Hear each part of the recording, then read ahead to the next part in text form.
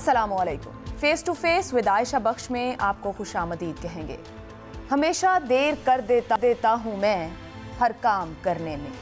ज़रूरी बात करनी हो, कोई वादा निभाना हो, उसे आवाज़ देनी हो, उसे वापस बुलाना हो, हमेशा देर कर देता हूँ मैं। मदद करनी हो उसकी, यार की ढारस बंधाना हो, बहुत देरीना रस्तों पर किसी से मिलने जाना हो, हमेशा देर कर देता हूँ मैं। किसी की मौत से पहले किसी गम से बचाना हो, हकीकत और थी कुछ, उसको जाके ये बताना हो, हमेशा देर कर देता हूँ मैं हर काम करने में। न जाने क्यों मुनीर नियाज़ी याद आ गए हैं। देर करना हमारा कौमी वतीरा है। स्ट्रीट विजडम कहती है कि हाथ की लगी गिरहें दांतों से खोलनी पड़ती हैं, और आज हम जो उक़्दे दांतों से खोल रहे हैं ये माजी में हमारे हाथों ही लगे हैं। अंग्रेजी में कहते हैं कि अ स्टिच इन टाइम सेव्स 9। बहरहाल हमें समझ भी देर से आती है। 2 और 3 जनवरी की दरमियानी रात मच में 11 कानकनों पर क़यामत टूटी। इतवार के दिन में ये इत्तला तमाम पाकिस्तान तक पहुंच गई, मगर हर कोई कारोबार ज़िंदगी में मसरूफ़ रहा, वैसे ही जैसे कुछ हुआ ही नहीं। नेहरू चैन की बांसुरी बजाता रहा, हुक्मरान अपने अशगाल में मगन रहे और अपोजिशन वाले अपने कामों में। यहाँ तक के मजलूमीन को एक बार फिर रगों में रवा खून जमा देने वाली सर्दी में अपनी मैयतों के साथ बैठना पड़ा कि सबको एहसास तो हो कि उनके साथ क्या क़यामत बीत चुकी है। फिर भी 2 दिन सोए एहसासों और जागती अनाओं को झंझोड़ने में नाकाम रहे। बाकी सब कुछ जो हुआ रिवायती था। इस्लामाबाद से हुक्काम भागे, मुज़ाकरात हुए, ऐलानात हुए, मगर नतीजा सिफर। आप अपने शुहदा की तदफीन फरमाएं, जो आप तजवीज़ करें, और 5 लोग 7 लोग जितने लोग 14 के 14 लोग भी आना चाहें तो ये हमारे लिए एजाज़ होगा कि इस्लामाबाद ने आप खुदा के वास्ते जो लोग शहीद हुए हैं उनको अब हमने दफनाना चाहिए। मेरी गुजारिश है प्राइम मिनिस्टर साहब आएंगे, ज़रूर आएंगे इंशाल्लाह। प्राइम मिनिस्टर साहब इधर ज़रूर आएंगे। मेरी एक रिक्वेस्ट होगी कि हम कम से कम तदफीन को इसके साथ मशरूत ना करें। 3 दिन बाद ऑपोजिशन को ये लगा कि वजीर आजम को बुलाया जा रहा है और वो नहीं जा रहे। मौका अच्छा है, हाजिरी देते हैं। हाजिरियां हुई और तकरीरें भी हुई। आपने वादा किया था पाकिस्तान से दहशतगर्दी का खात्मा करेंगे, और अगर आज तक ना सिर्फ दहशतगर्द हमला कर सकते हैं तो फिर हमारा नेशनल एक्शन प्लान भी नाकाम है। हमारा रियासत का नाकामी है कि अगर बहरून मुल्क का साजिश कामयाब होकर हमारे मासूम शहरियों को कत्ल करवा रहे हैं। हर शख्स हैरान है, 22 करोड़ अवाम हैरान है कि आप जा नहीं सके, लेकिन हमदर्दी के 2 बोल तो आप बोल सकते थे। अपने मुर्दों को दफनाओ, मैं तब आऊंगा। आप शर्तें लगा रहे हैं उनके साथ। भाई, जिन लोगों की तुम चीखो पुकार पर नहीं गए, आहो बका पर नहीं गए, उनके मुर्दे दफनाने के बाद अगर तुम उनके पास जाओगे तो उनको तुम्हारी क्या जरूरत है? ये फिरौनियत है। और यहाँ तक दर्जा हरारत बढ़ा कि वजीर आजम इमरान खान को सब कुछ ब्लैकमेलिंग लगा। ये डम करना कि हम दफनाएंगे नहीं जब तक प्राइम मिनिस्टर आए ना, ये किसी भी मुल्क के प्राइम मिनिस्टर को इस तरह की ब्लैकमेल नहीं करते, क्योंकि ये एक मुल्क का जो प्राइम मिनिस्टर था हर कोई ब्लैकमेल करेगा। अगर आज अब उनको दफनाते हैं, मैं आज कोयटा जाता हूँ और लवाकिन को मिलता हूँ। बिलाखिर एक गलत बयान के बाद दुरुस्त इक़दाम हुआ और आज वजीर आजम कोयटा पहुंचे, लवाहिकीन से मुलाकात की। सवालात बेतहाशा हैं। क्या सानेहात पर सियासत होनी चाहिए? सियासत आखिर की किसने है? हुकूमत ने, अपोजिशन ने, या तर्जुमानों के बकौल धरना मुंतजमीन ने मुतासरीन को हाईजैक किया? और क्या हज़ारा को हर बार कौमी ज़मीर यूं ही जगाना पड़ेगा? इन्हीं सवालों के जवाब तलाश करेंगे, लेकिन ये बताएंगे ज़रूर आखिर में कि कुछ शेर कुछ इस हिसाब से। हादसे से बड़ा सानहा ये हुआ, लोग ठहरे नहीं हादसा देखकर। इससे पहले कि गुफ्तगू का आगाज़ करें, बल्कि पहले मेहमान हमारे साथ जो आज मौजूद हैं, सलीम बुखारी साहब हमारे साथ हैं, नज़ीर लगारी साहब ज्वाइन कर रहे हैं, जनरल रिटायर्ड गुलाम मुस्तफ़ा साहब हमारे साथ हैं। आपकी तरफ अपने तमाम सवाल लेकर आऊँ। वज़ीर आज़म आज कोयटा चले गए, मुलाकात की लवाहिकीन से, और ताख़ीर से आने की वजाहत क्या दी, ये आप सबके लिए समझना चाहिए कि प्राइम मिनिस्टर के लिए और चीज होती है। एक आम शहरी, जब मैं पहले था तो मैं आया था आपके पास, लेकिन प्राइम मिनिस्टर होते हुए सारे मुल्क के अंदर कोई गारंटी नहीं कर सकता कि आगे कोई सानिया ना हो। तो इसलिए मैंने इनको बार बार मैसेज भिजवाई, मैंने कहा आप उनको दफना दें और आपके दुख और दर्द में शामिल होने के लिए मैं फौरी आऊँगा। लेकिन आप जब शर्त लगाएंगे तो ये फिर आगे एक छोड़े, आज इमरान खान है, कल कोई और प्राइम मिनिस्टर होगा, ये सबके लिए फिर एक प्रेसिडेंट बन जाता है। बिल आखिर 6 दिन बाद मत शोहदा की तदफीन कर दी गई। गलती कहाँ हुई? जो काम सानहे के अगले दिन हो जाना चाहिए था। सलीम बुखारी साहब, रियासती सतह पर 6 दिन लग गए। 6 दिनों का हैजान, नुकसान, फिर जो बैड टेस्ट इस पूरी सूरत हाल में हमारे सामने आया, इससे हम बच नहीं सकते थे। बहुत शुक्रिया आपका आयशा, आपने अपने प्रोग्राम में याद किया मुझे, और जिस दर्द से आपने मुनीर नियाज़ी की उस नज़म से इब्तिदा की, मैं भी उसमें अगर आप इजाज़त देंगे मुझे तो एक आधा शेर जो है वो जी पेश कर देता हूँ। वो कहा था ना, किसी गालिब ने कहा था कि आह को चाहिए एक उम्र असर होने तक, खाक हो जाएंगे हम तुमको खबर होने तक। और फिर फैज़ ने कहा था कि बेदम हुए बीमार दवा क्यों नहीं देते, तुम अच्छे मसीहा हो शिफा क्यों नहीं देते, मिट जाएगी मखलूक तो इंसाफ करोगे, मिट जाएगी मखलूक तो इंसाफ करोगे, मुनसिफ हो तो फिर हश्र उठा क्यों नहीं देते। लेकिन इन बातों का एक ऐसे शख्स पर असर नहीं हो सकता जो अपने आप को कहे कि मैं जब आम आदमी था तो आ गया था, प्राइम मिनिस्टर बनने के बाद शायद दुम निकल आई है या कोई और ऐसी शक्ल इख्तियार कर ली उन्होंने कि उनके लिए जाना मुश्किल था। ये वो तकलीफ दे बातें हैं जिसके ऊपर जितनी भी मजम्मत की जाए वो बहुत कम है, इसलिए कि हम बात कर रहे हैं एक इंसानी सानहे की, और एक ऐसे सानहे की जो एक ख़ास कम्युनिटी के साथ बार बार हो रहा है। हम क्यों डरते हैं, हम क्यों छुपते हैं, हमारे हाथ क्यों नहीं पहुंचते उन लोगों तक जो इसके ज़िम्मेदार हैं। हमारी सिक्योरिटी एजेंसीज की पूरी दुनिया में धूम है कि वो किसी से कमतर नहीं है। क्या हम इतने मजबूर हैं कि हमारी सिक्योरिटी एजेंसीज के हाथ उन तक नहीं पहुंच सकते? क्या हम इतने डरपोक हैं कि हमें ये खदशा लाहक है कि अगर हमने हुक्मरान की हैसियत से उन पर हाथ डालने की कोशिश की तो हमारी हुकूमत चली जाएगी? क्या कहूं मैं इसको, मुझे बताइए, ये नोहा मैं कैसे पढ़ूं?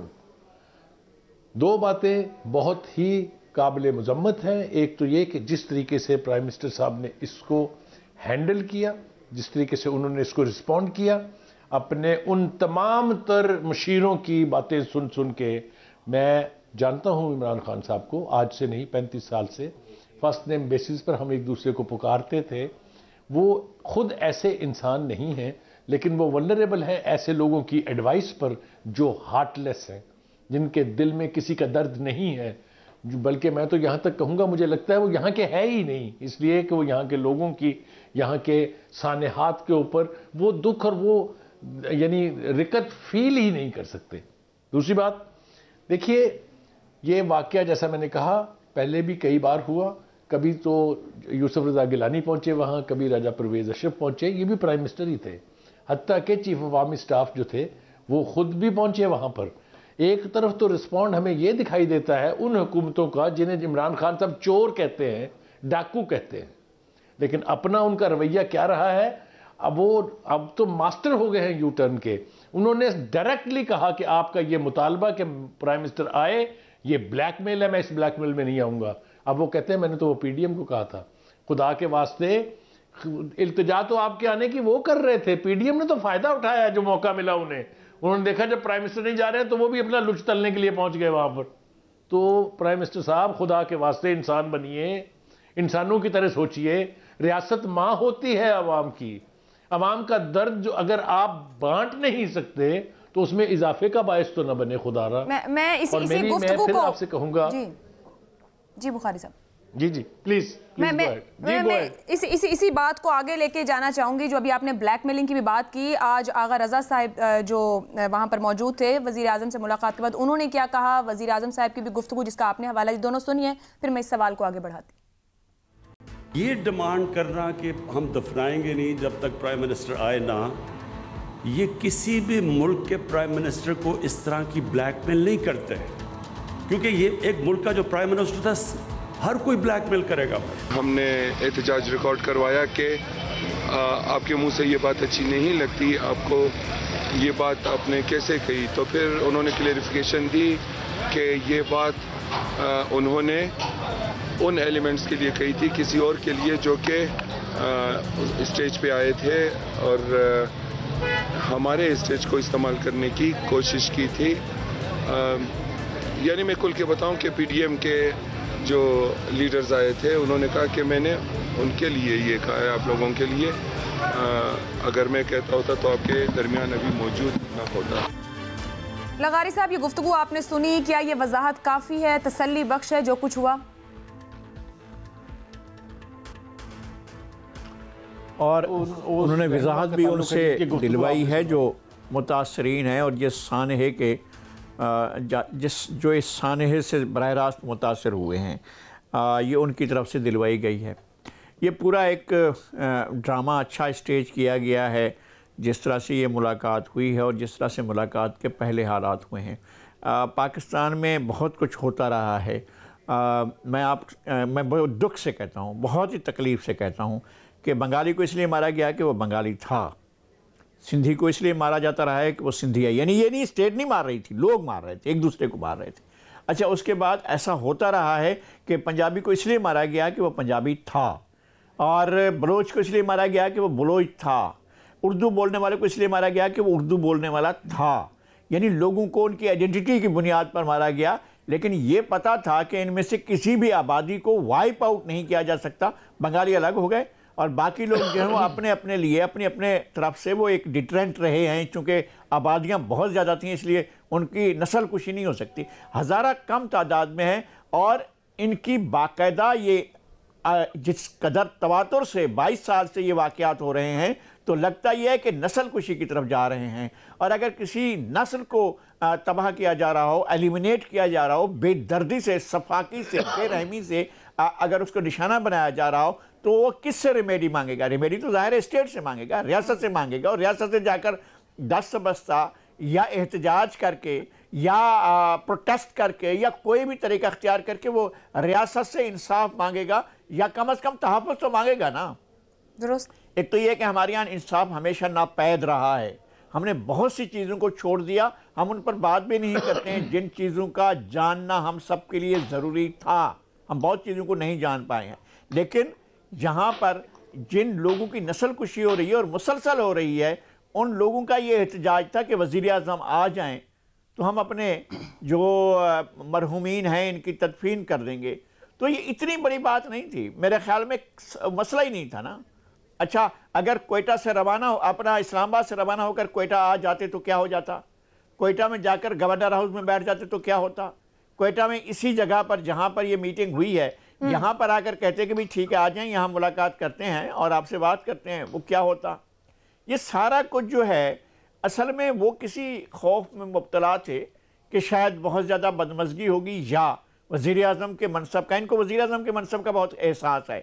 यानी बतौर फ़र्द इमरान खान तो कहीं भी जा सकते हैं, लेकिन बतौर वज़ीर आज़म भाई ये बहुत बड़ी चीज़ है और डरते रहना इससे, और ये कहीं जाते आते नहीं हैं, और इनका इस तरह का तरीका नहीं है कि आप फरमाइश करके इनको बुलवा लें। इनको इस तरह नहीं बुलवाया जाता है, अगर इस तरह बुलवाएंगे तो ब्लैकमेलिंग कहलाएगी, लिहाजा ब्लैकमेलिंग नहीं होनी चाहिए। तो इस तरह का इनका तर्ज अमल रहा है। मेरे ख्याल में ये वज़ीर आज़म के मनसब के मुताबिक नहीं था, इस बड़े ओहदे के लिए नहीं, क्योंकि आप पाकिस्तान के शहरी नंबर 1 हैं, तो आपको शहरी नंबर 1 की तरह बिहेव करना चाहिए था। उनने उस तरह बिहेव नहीं किया, उनने इमरान खान की तरह भी बिहेव नहीं किया जो माजी में करते रहे। ठीक, लगारी साहब, प्रेसिडेंट सेट करने की बात इमरान खान ने भी की कि वज़ीर आज़म को अगर ऐसा बुलाया जाए तो प्रेसिडेंट सेट हो जाएगा, और खुद लगारी साहब कह रहे हैं कि ये कोई बहुत बड़ा मसला नहीं था। जनरल गुलाम मुस्तफ़ा साहब, अगर कोई बड़ा मसला नहीं था, खुश असलूबी से काम हो सकता है, तो हमें इससे इतना बड़ा कौमी मसला, और दुनिया ने देखा होगा कि 6 दिन तक डेड बॉडीज रख कर बैठ कर वज़ीर आज़म का इंतजार हो रहा था। ये मिजाज है हमारा या कोई जौहरी गलती हो रही है, हम अंडरस्टैंड नहीं कर पा रहे, क्योंकि हम हर दिन पहले कदम से अगले बड़े कदम की तरफ पहुंचे होते हैं जो तनज़्ज़ुली की तरफ दिखता है बहैसियत मुआशरा।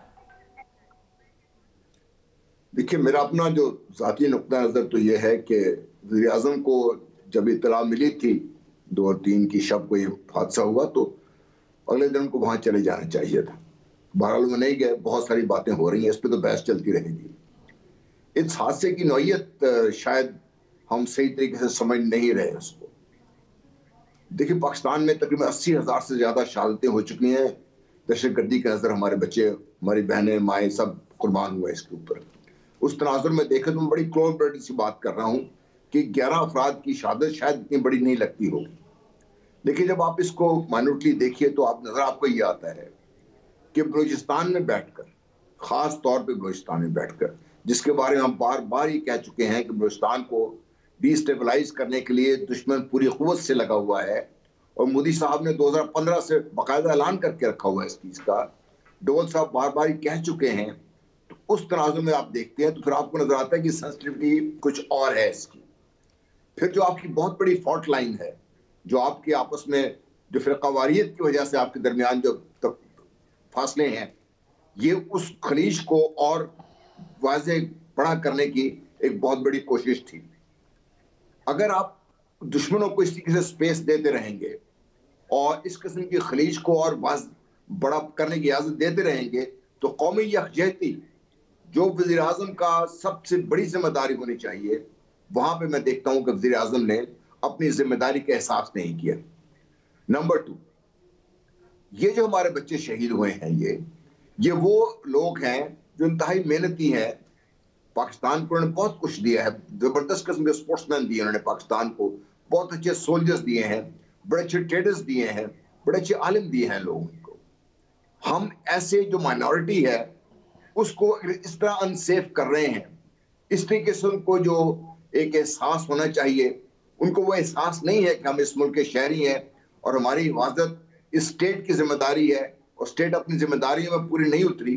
तो ये दूसरी बड़ा एक दुश्मन को हमने पैगाम दिया है कि बहैसियत स्टेट हम अपनी एक बहुत बड़ी जो कौम है, जो हमारे पाकिस्तान में पाकिस्तानियत की बात करते रहे हैं, वो लोग पाकिस्तान की अभी बात करते हैं, वो पाकिस्तान के लिए जाने देने को तैयार रहते हैं, जाने दिए हैं लोगों ने।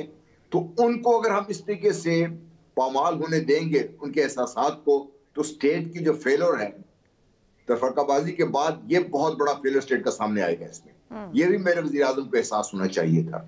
मैं ये समझता हूँ ऑल एंड ऑल ये एक बहुत बड़ा हादसा था, और शायद ये आखिरी हादसा ना हो। दहशतगर्दी की रोकथाम अगर हम टोटली जैसे काकून है बैठे हुए, एक मुदाफियत पूरे दिफाई अंदाज में बैठे हुए, शायद हम उसका दिफा नहीं कर सकेंगे। आज भी वज़ीर आज़म ने कहा कि इसको भारत ने किया है, शायद अफगानिस्तान से इसके ताने बाने मिले, लेकिन हमने जहां पर ये शरारत जन्म ले रही है, जब तक हम उसको उस जगह पे जाके निशाना नहीं लगाएंगे, पाकिस्तान के अंदर ही दहशतगर्दी होती रहेगी। और दिन ब दिन देखिए, गुज़श्ता कुछ अर्सा हम इससे महफूज रहे अल्लाह के फजल करम से। अब गुज़श्ता अब देखिए कुछ चंद माह से ये वाक़यात तसलसल से बढ़ रहे हैं, और बलूचिस्तान में खास तौर पर बढ़ रहे हैं। यहाँ पर मेरे 7 फौजी बच्चे शहीद हुए अगले दिन हमारे यहाँ पे। बिल्कुल।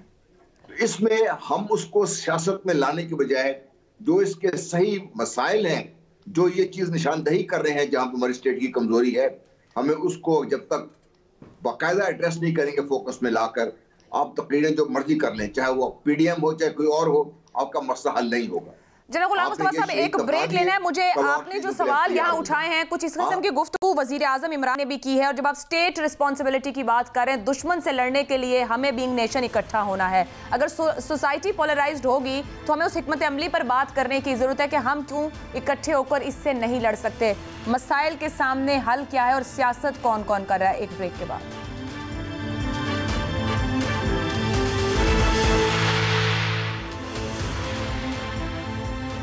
प्रोग्राम में आपको एक बार फिर खुशामदीद कहेंगे। सलीम बुखारी साहब, जहां पर गुफ्तगू खत्म हुई थी, गुलाम मुस्तफा साहब ने जो बात की, स्टेट रिस्पॉन्सिबिलिटी की बात कर रहे हैं, फिर वो दुश्मन की बात कर रहे हैं जो चालाकी से हमारे ही अंदर तकसीम डालकर फायदे उठाना चाह रहा है।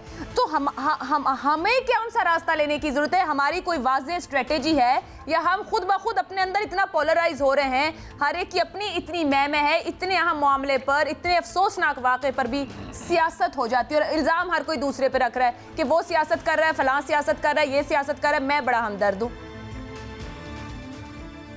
आयशा, जनरल गुलाम मुस्तफा साहब जो है वो इतनी ढंग की और इतनी प्रॉपर बात करते हैं कि बहुत मुश्किल होता है उनसे इख्तलाफ करना, और मेरे लिए तो ये हमेशा बहुत मुश्किल रहा है। लेकिन उनकी इस बात से कि बलूचिस्तान में होने में वाक़यात के पीछे भारत की एजेंसी रहा है, बुनियादी तौर पर मुझे इससे इख्तलाफ नहीं है, ये बात दुरुस्त है।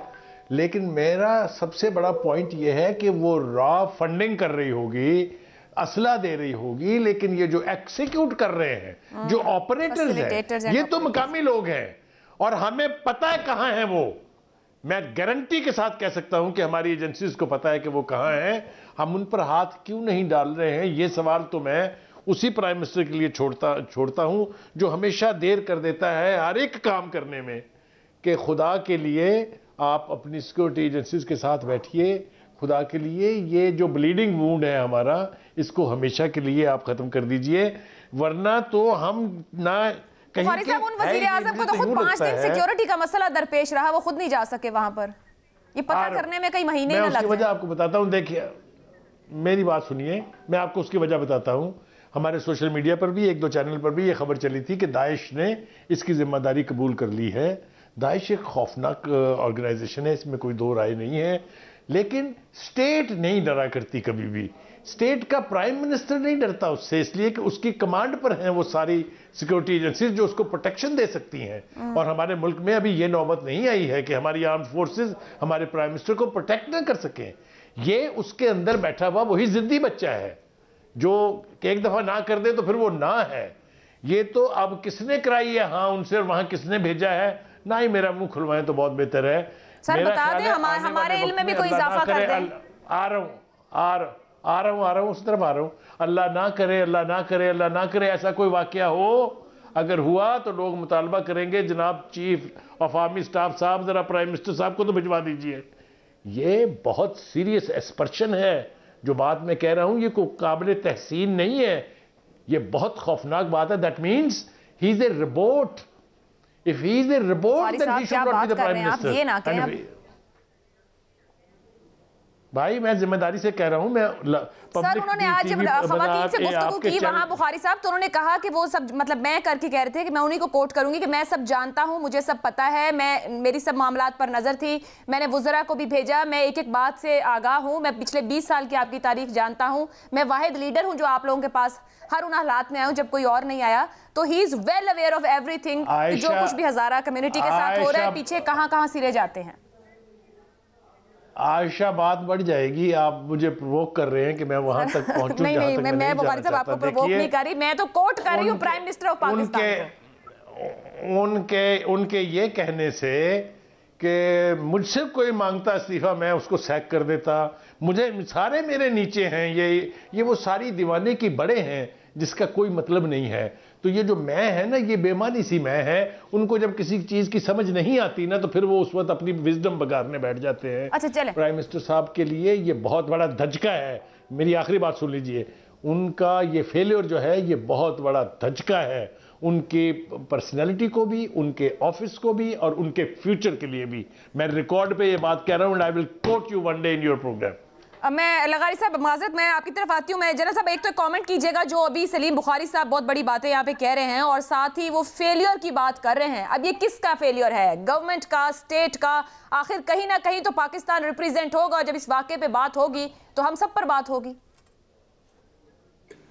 देखिए, एक तो आज हम जहाँ पर खड़े हैं, हमारे गुलाम मुस्तफा साहब ने बात की और फिर मेरे मोहतरम जनाब सलीम बुखारी साहब ने बात की। मैं इन दोनों बातों के साथ मैं वो करता हूँ। देखें, जो हमारी सदरन कमान है ना, वो 2.5 सूबों की जी लगारी साहब बात कीजिए। वो 2.5 सूबे जो हैं पाकिस्तान के, जी मैं ये अर्ज़ कर रहा हूँ कि सदरन कमान जो है वो 2.5 सूबों की जो है वो उसके पास निगरानी भी है, सिक्योरिटी भी है।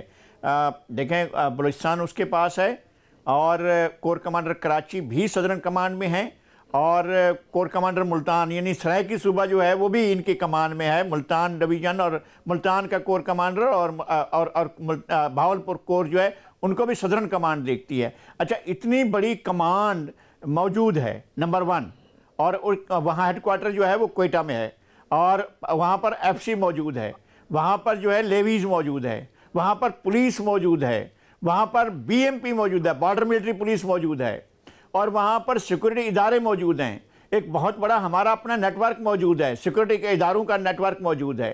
क्या इनके होते हुए कोई वज़ीर आज़म के जो प्रोग्राम में आ रहे हैं वहाँ कोई उनका बाल बीका कर सकता है? How is it possible? तो फिर अगर हम अपने एक कैपिटल में, हमारे कितने हैं, 4 सूबे, इस वक्त तो हमारे पास 4 सूबे हैं, और अगर इन 4 सूबों में किसी भी दारुल हुकूमत में वजीर आजम को सिक्योरिटी का मसला दरपेश है, तो ये खुद हमारी अपनी सलामती के लिए बहुत बड़ा सवाल है कि क्या पाकिस्तान सिक्योर है, क्या पाकिस्तान इस जगह पर अपने आप को समझ सकता है कि हम जो है वो बहुत सिक्योर हैं। मैं ये कहता हूं कि इंडिया मुदाखलत करता है, ये इंडिया जो है उसका एक काम है कि वो हमें डिस्टेबलाइज करे, लेकिन क्या हम इतने कमजोर हैं? और क्या हमारी जो इदारे हैं, हमारा जो सिस्टम है, हमारी जो सिक्योरिटी की इतनी बड़ी फोर्सेस हैं, क्या हमारे लिए वो इतना नहीं कर सकते हैं कि हमारे वजीर आजम को प्रोटेक्ट कर सके? बड़ा जबरदस्त सवाल रखा आपने लगारी साहब, यही सवाल लेकर चलते हैं जनरल गुलाम मुस्तफा साहब। ये तो सवाल और बढ़ गया, मैं तो पूछ रही थी सियासत कौन कर रहा है, फेलियर किसका है, दुनिया को क्या चेहरा दिखाएं, तो जो लगारी साहब ने कह दिया है ये पूरे का पूरे निजाम पर सवाल उठ रहा है। अब क्या कहेंगे आप? देखिए, मेरा नहीं ख्याल कि प्राइम मिनिस्टर की सिक्योरिटी का किसी किस्म में कोई मसला था, क्योंकि बात सही कह रहे हैं लगारी साहब कि अगर prime minister Pakistan insecure feel करते हैं और इसलिए पाकिस्तान नहीं गए, क्वेटा नहीं गए, तो फिर मेरा ख्याल है पाकिस्तान के लिए बहुत बड़ा लम्हा फिक्रिया है, क्योंकि हमारी security as a whole, as a state बहुत फिर खतरे में है। मेरा ख्याल है ये मसला नहीं था ये।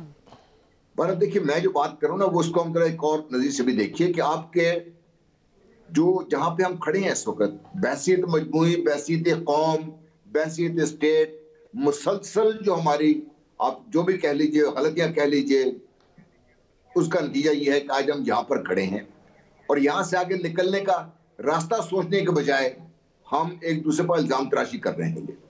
मेरी सियासत की सबसे बड़ी, मेरे नजर में जो कमजोरी है, जो भी लीडरशिप है, चाहे वो है या वो लीडरशिप बनने की कोशिश कर रही है, उनको एहसास ही नहीं है कि उनके मुंह से निकले हुए अल्फाज की कीमत क्या है। उनको ये एहसास ही नहीं है कि ये जो पाकिस्तान के अंदर जो दरारें हैं, इनको पुर करना उस लीडरशिप का काम है, उनको बढ़ाना इस लीडरशिप का काम नहीं है।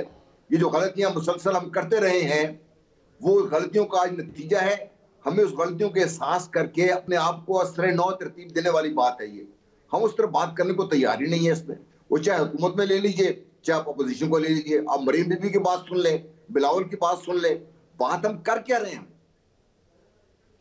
और जनरल साहब जो बात कर रहे हैं कि मरियम बीबी से भी सवाल पूछा गया था तो फिर उनके पास जवाब नहीं था, मतलब है जो हुकूमत में होता है वो ऐसे ही बिहेव करता है, ये कुछ ज्यादा हो गया इस बार तो। जो वजीर आजम साहब ने ब्लैकमेलिंग का बयान दे दिया, जब उनसे पूछा गया कि मौलाना मॉडल टाउन उनके दौर में ऐसे वाक़े तो वो लोग वहां पहुंचे, तो कहने से मुराद ये कि अपोजिशन को मौका मिला तो उसने सियासत कर ली, वजीर आजम साहब को जैसा महसूस हुआ तो उन्होंने वाकई पर सियासत कर ली। यही तो रोना है ना। मैं कह रहा हूं कि भाई जो मेन इशू है उसको एड्रेस करने के लिए पिछले 8 दिनों में किसने क्या बात की, हम उस तरह गौर तो कीजिए आप जरा। जनरल साहब स्पेसिफिकली मैं अगर आपको ये पूछूं, मैं ये सिर्फ आपसे ना, अब इसमें सिर्फ तीनों से एक एक लफ्ज में जवाब चाहूंगी। आपकी राय में इस वाकये पर 6 दिन में जो सारा रायता फैला है, जिम्मेदार कौन है? हुकूमत, वजीर आजम को दिए जाने वाले कोई पैगामात कि आपसे की सिक्योरिटी नहीं हो सकती, या कोई और रीजन? आप मलबा कहां डालेंगे? आखिर कहीं तो बक को स्टॉप होना है जाकर, आपकी राय में कहां? एक लफ्ज में जनरल साहब। आगाज अगर मुझसे कर रही हैं आप तो मैं ये समझता हूं कि ये इस वक्त स्टेट की जो नाकामी है वो आपके सामने आ रही है। हमें इसको बड़े गौर से देखना है। उन मामलात को अगर हम ठीक नहीं करेंगे तो फिर हमारे लिए मसाइल बढ़ेंगे। सर नाम आपने नहीं लिया, बुखारी साहब, बक स्टॉप सेट। जी, मैं इसका वही जिम्मेदार है जो इसको रियासत, जो इसको prime minister Pakistan. Okay, that's it. जो जी, मैं ये कहता हूं कि जो आदमी ये दावा करता है कि मैं रियासत मदीना बनाने जा रहा हूं, वो रिस्पॉन्सिबल है इसका, और उसका नाम है इमरान खान। ठीक है, लगारी साहब। जी, मैं भी इंडोर्स करूंगा जनाब गुलाम मुस्तफ़ा, जनरल गुलाम मुस्तफ़ा साहब को और सलीम बुखारी साहब को। मेरे वैसे दोनों मोहतरम हैं, बहुत ही काबिल एहतराम है, और बिल्कुल क्लियर ये है कि वज़ीर आज़म ने हमें इस स्टेट को, जिसके बारे में हमारा ये गुमान है कि हम बहुत सिक्योर स्टेट हैं, और गुमान नहीं है, यकीन है हमारा, यकीन है, और उसके बारे में वज़ीर आज़म ने यह तासुर पैदा करने की कोशिश की है कि वो एक अपने ही सूबे के कैपिटल में वहाँ गैर महफूज हैं। इससे ज़्यादा ख़तरनाक बात कोई नहीं हो सकती है। जिन लोगों ने ये मैसेज दिया है वो सारे के सारे जिम्मेदार हैं। मैं जिम्मेदारी से कहता हूँ कि किसी एक इदारे को, आप एफसी को कहें कि जनाब सिक्योरिटी आपकी जिम्मेदारी है, आप सदरन को, अपना कोर कमांडर क्वेटा को कह दें जिम्मेदारी आपकी है, पुलिस को कह दें मैं कहता हूं कोई भी इदारा इस जिम्मेदारी से पहलू तय नहीं कर सकता, सारे सिक्योरिटी देंगे। क्या वजीर आजम की सिक्योरिटी का बड़ा मसला है कि हमारे इतने इदारे मिलकर इनकी सिक्योरिटी नहीं कर सकते? मगर एक बात है, ब्रेक पे जाना है। आपने बार बार सिक्योरिटी की बात की है। जनरल गुलाम मुस्तफा साहब कहते हैं कि सिक्योरिटी इशू नहीं था, ना है। ये देखें, ये फिर सियासत है। इसका मतलब है कि अवाम को दुरुस्त बात अगर ऊपर से भी नहीं बताई जाती हायर पोस्ट से, तो फिर तो बहुत बड़े सवालिया निशान है। सियासत तो हर जगह हो रही है। एक ब्रेक के बाद मजीद गुफ्तगू।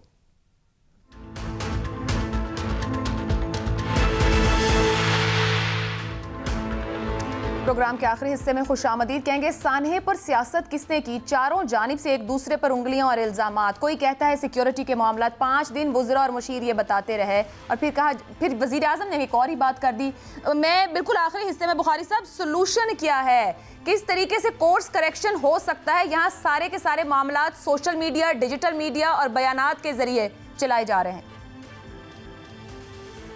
बयानात का तो हवाला देना जो है मुश्किल है, इसलिए कि जुल्फी बुखारी जैसे आदमी ने ये कहा कि अगर प्राइम मिनिस्टर यहाँ आ जाएंगे तो आप बदले में क्या देंगे, ये तो हाल है हमारा, इसलिए बयानात के ऊपर तो हम नहीं जाते हैं। अब आ जाए सोल्यूशन की तरफ, मुख्तसर सा वक्त आपने कहा है। देखिए, एक तो प्राइम मिनिस्टर को अपने दिल से वो खौफ निकालना होगा, इसलिए कि कभी वो यहाँ कहते थे कि तालिबान के दफातर खोल दें, कभी वो कहते थे हमारी ISI ने तालिबान को ट्रेंड किया है, कभी वो कहते थे कि जनाब हम अपने ही लोगों को मारे चले जा रहे हैं। उनको खुद आज तक ये पता नहीं कि वो फेंस के कौन सी साइड पर खड़े हैं। उनको अपने दिल से वो हमदर्दी ख़त्म करके अपनी सिक्योरिटी एजेंसीज को डिप्लॉय करना पड़ेगा और उन अनासर पर जो हमारे मुल्क के अंदर मौजूद हैं, जिनके स्लीपर सेल्स हैं, जिनकी एक्सटर्नल फंडिंग के सबूत मौजूद हैं, हमारी सिक्योरिटी एजेंसीज ने वो सारे सबूत प्राइम मिनिस्टर साहब को दिए थे, जिस पर बेस्ड एक डॉसियर जो है वो इंटरनेशनल कैपिटल्स को भेजा गया था। एक्शन प्लान किधर गया? वो नेशनल एक्शन प्लान जिसकी सुबह से शाम तक बात करते थे इमरान खान साहब, खुद उनके अपने सूबे में उसके ऊपर अमल नहीं हो रहा, तो बाकी कौन करेगा उसके ऊपर अमल? क्यों नहीं हो रहा? क्या वजह है?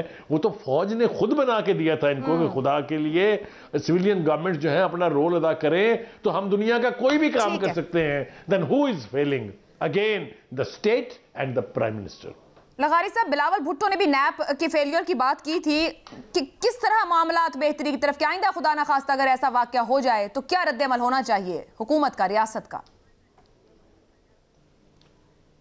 रियासत का रद्द-ए-अमल, पहली बात तो ये है कि आप रियासत उस बयाने से जान छुड़ाए जो पिछले 50-40 साल से पाकिस्तान पर मुसल्लत है और पाकिस्तान को डिवाइड किया गया है फिरका वाराना बुनियाद पर, और ये किया गया स्टेट इंस्ट्रूमेंट्स की तरफ से। जब जनरल ज़िया के दौर में ये चीज़ें पैदा की गई, फ़लाँ दिल के करीब है, फ़लाँ दिल के करीब नहीं है। पाकिस्तान के तमाम शहरी एक जैसे शहरी हैं और लोगों के दरमियान की तफरीक बिल्कुल नहीं होनी चाहिए। और ऐसे लोगों के पास आप ज़रूर बात करें जो आपके दाएं बैठे हैं, आपके बाएं बैठे हैं, आपके साथ बैठे हैं, जो कहा करते थे कि हज़रत उसामा बिन लादेन रहमतुल्लाह अलैह, तो आपके तो वो बराबर में बैठे हुए हैं। और दाइश वाले के लिए भी जिन्होंने कहा कि हम बैयत कर रहे हैं, वो तो आपके करीब हैं, बहुत ही करीब हैं। आप उनके से अगर आप उन असासों से जान नहीं छुड़ा सकते हैं तो फिर आप मेहरबानी करें कि फिर कौम को सच बता दें। ठीक है जनरल साहब, आपसे सवाल यूं कि ये जो कोर्स करेक्शन की बात लगारी साहब ने की, क्या ये मुमकिन है कि रियासत और हुकूमत तय कर ले कि इस मुल्क में रहने वाला हर शहरी पहले इंसान और फिर पाकिस्तानी है, बाकी सारी तकसीम भुला दी जाए? देखिए, ये तो एसेंस है, जिस हमारे दीन का ये एसेंस है। हम ये क्यों बात कर रहे हैं कि दीन की लाइन पे अवॉइड कर, दीन का मेरे का एसेंस ये है। हम उसको, मैं समझता हूं कि जो मेरी लीडरशिप है आज की, अगर वो सिर्फ एक पॉइंट एजेंडे में हम चलना शुरू कर दें कि नेशनल यूनिटी और ये तमाम जो खलीजे हैं इनको हमने बांटना है, सियासत अपनी जगह रहे, बट जहां पर भी कौमी यकजहती के सवाल होगा, और ये कौमी यकजहती मेरी तारीफ नहीं होनी चाहिए या प्राइम मिनिस्टर की तारीफ नहीं होनी चाहिए या PTI की या PPP की या PMLN की तारीफ नहीं होनी चाहिए।